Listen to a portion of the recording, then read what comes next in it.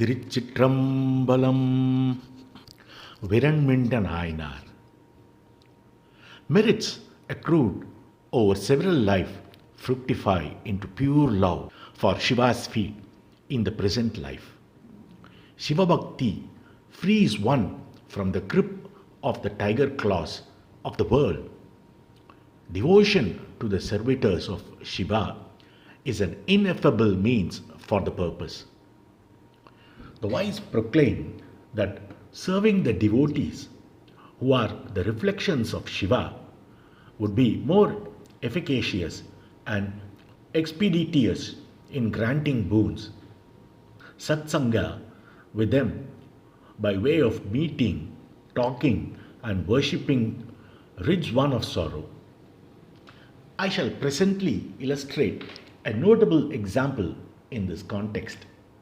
Tiruchengundram, a town in Kerala country, owes its existence to Parashurama of epic times.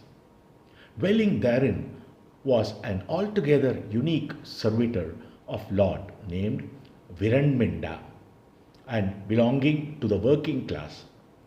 His respect for the Shiva Bhaktas in childhood developed into that of a deep and uncompromising adoration, accompanied by a grave scorn for everything else. He regarded the devotees more than even Shiva himself and would not tolerate any malice against them.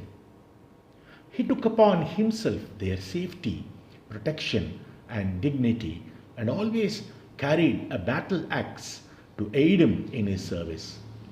Devotees lived in a sense of relief, seeing him as their God-sent guardian angel. Once, he was overtaken by the desire to visit Shaivite shrines in other places. He set out from Parashurama Kshetra, crossing various terrains and rivers, hills and forests, arrived at a center dedicated to Shiva. Here, it is believed, Parameshwara himself would initiate a dying person with Taraka Mantra and bestow liberation. He spent 3 years in loving homage to Vishwanatha and then proceeded to Kamalalayam, Thiruvarur. Immersing himself in the sacred tank, he then obtained the darshan of the Lord and went about the temple premises. The place was a heaven for devotees who gathered at various spots. Their bodies were adorned with sacred ashes and rudrakshas. While some chanted Satarudriyam, others repeated the Mahapanchakshara, while some others were engaged in ceremonial worship of the Lingam or listening to the sportive acts of Shiva. The whole spectacle was a delectable feast to Viranminda's eyes. Prostrating repeatedly to the pious assemblage, he petitioned to them, "My life's purpose will come to fruition if you permit me to be your slave and guard."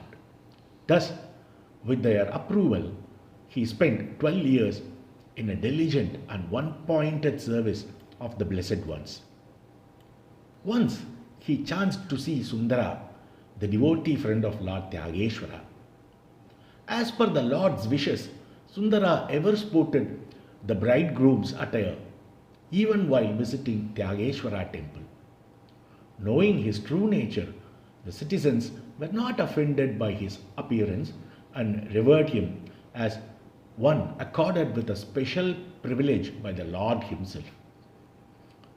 Wearing wreaths of garlands, titillating perfumes, fine robes of silk, and with obvious signs of having enjoyed the company of his wife, he once entered the Tyageshwara temple.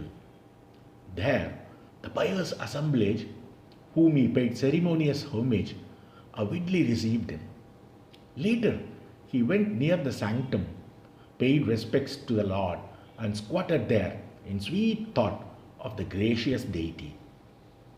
It is then that Viranminda had seen him first.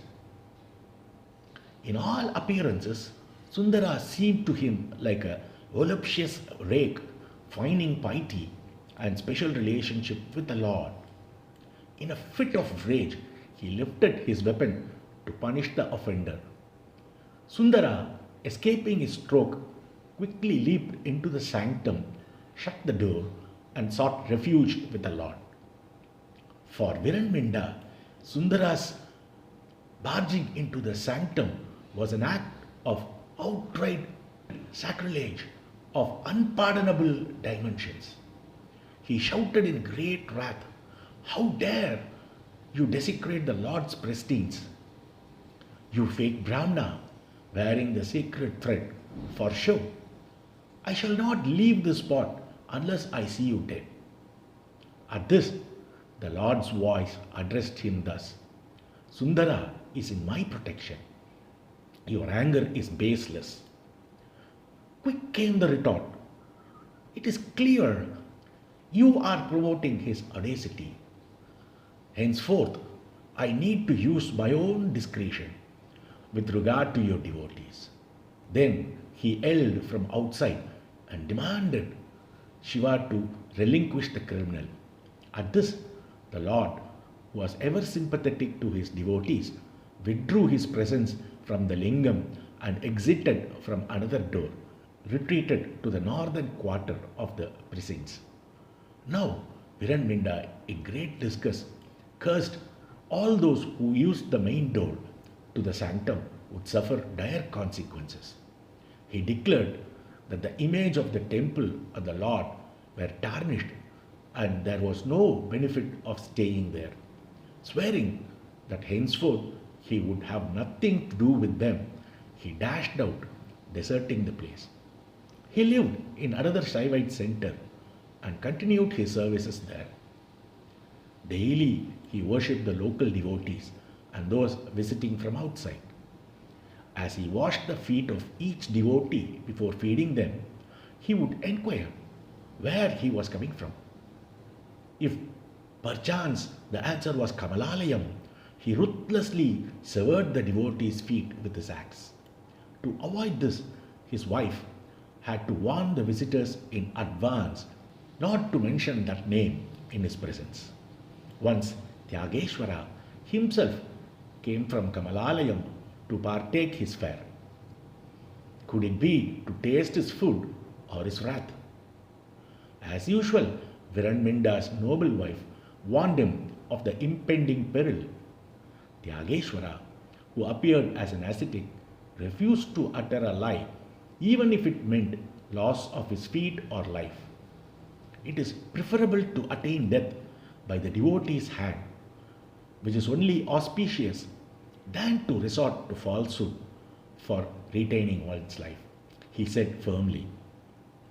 As the ascetic's turn came, Viranminda, holding fast his legs, inquired of his place of origin. Enraged with the reply, he turned to pick up his weapon, which he normally laid by his side, but his wife removed it from there. As he fumbled about, the ascetic took to his heels. His weapon found, Viranminda ran after the fleeing saint, who evaded him with magical deftness and crossed the boundaries into Kamalalayam. Loathing to enter the town, Viranminda swiftly flung the axe at him, which in an unexpected manner boomeranged on him. Nonplussed, he returned home in disgust. Later, Tyageshwara, in a bid to redeem his erring servant, asked Sundara to make friends with Viranminda. When the latter despaired as to how it could ever be possible, the Lord suggested that if he sang in a sweet strain near Viranminda with the import, "I am ever the slave of devotees. Their service alone is my life's goal," he would be pleased.